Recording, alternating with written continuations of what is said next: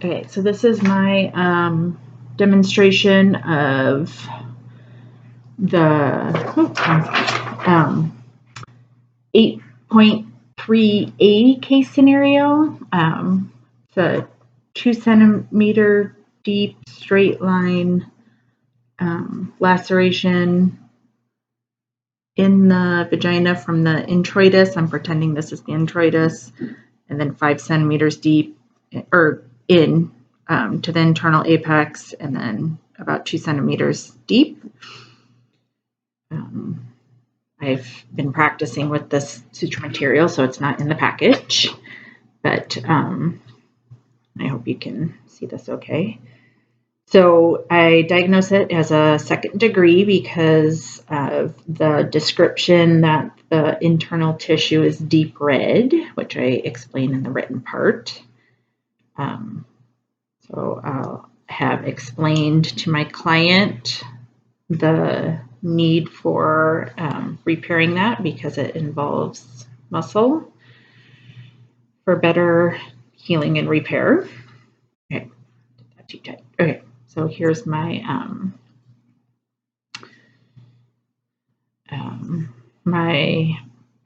if I remember correctly, this is 2036 or 20 synthetic absorbable suture, and it's a 36 millimeter half circle needle with a taper point. So I'm going to place an anchor stitch about a centimeter above the internal apex.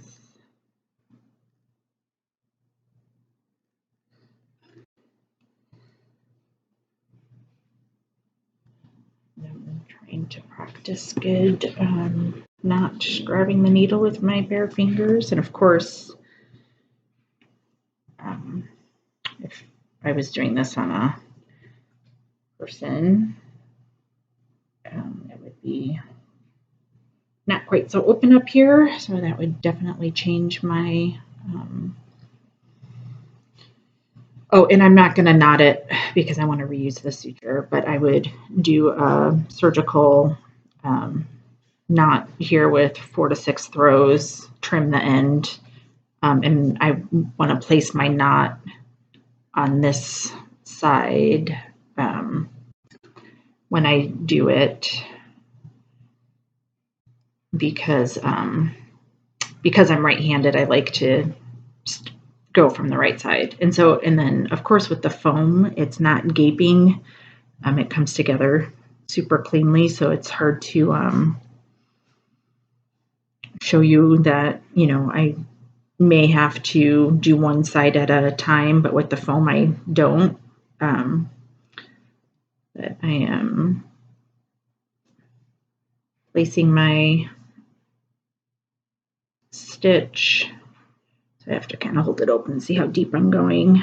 Trying to go nice and deep into the tear so that there's no gaps. You can see I'm about 1/2 centimeter from the edge there and 1/2 centimeter. I should probably go deeper, actually. And yeah, a good centimeter deep. There we go. And then coming straight across.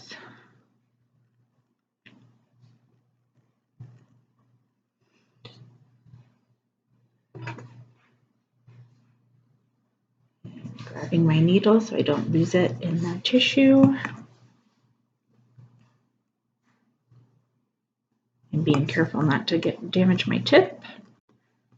And following the curve of the needle. Oops, and I notice that I'm a little tangled here.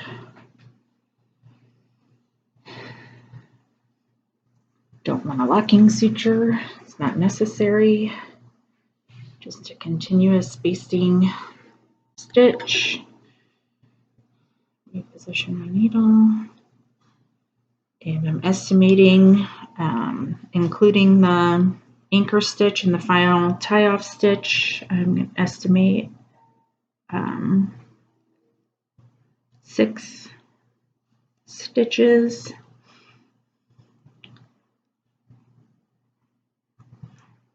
about 1 centimeter apart.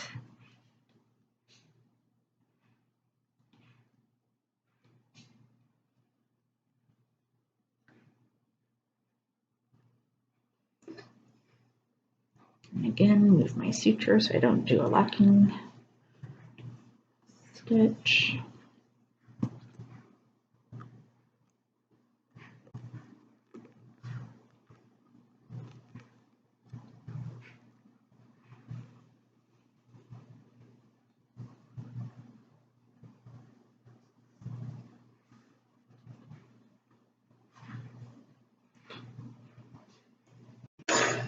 And I would be wearing gloves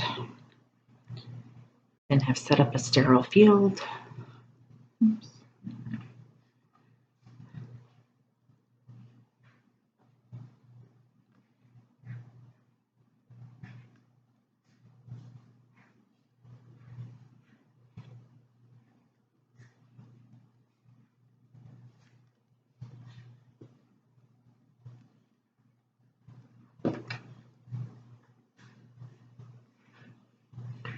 My plan is to practice this. I liked the video you sent with the midwife on the boat where she used like a pork loin roast and hollowed out so that it was like, you know, more working in a vagina. Getting caught up on my phone.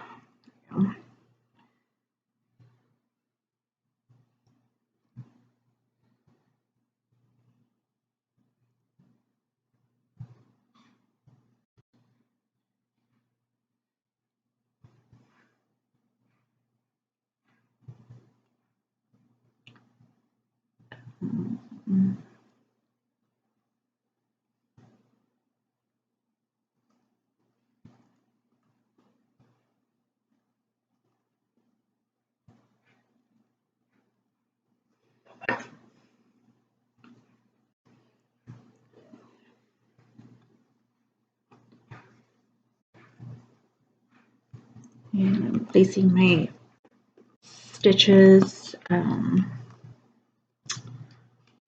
about 1 centimeter apart, like I said, and going in and across horizontally from exiting directly across from where I entered. And I think I'm going to do one. I know this one's a little bit less than 1 centimeter. And I would close this off inside the hymenal ring so that the knot and the sutures are not irritating to the client.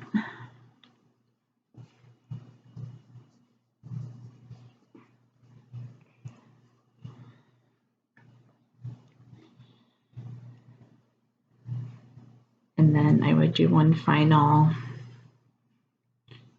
stitch. So if the tear came outside the hymenal ring, my final stitch would then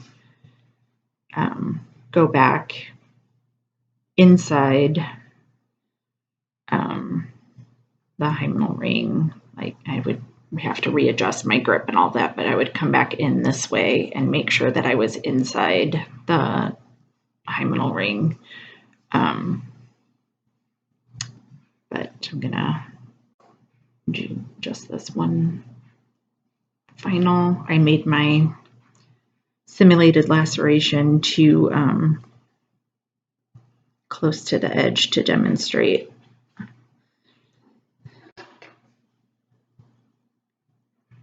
But this is my tie-off stitch,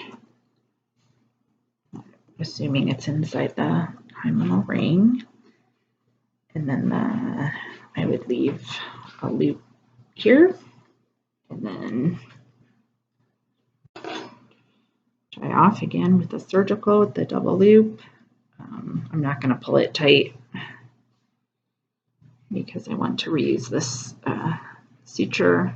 Then I would do 6 throws and then trim there. And so I don't know if that is, so my anchor stitch, you can't really tell because I didn't tie it off. So that would have been here and tied off in this corner, and then 1, 2, 3, 4, 5, and then a tie off. So it's might have been able to tie it off with the other one. There you go. So there's my simulation of 8.3 A. That was the 2nd degree laceration.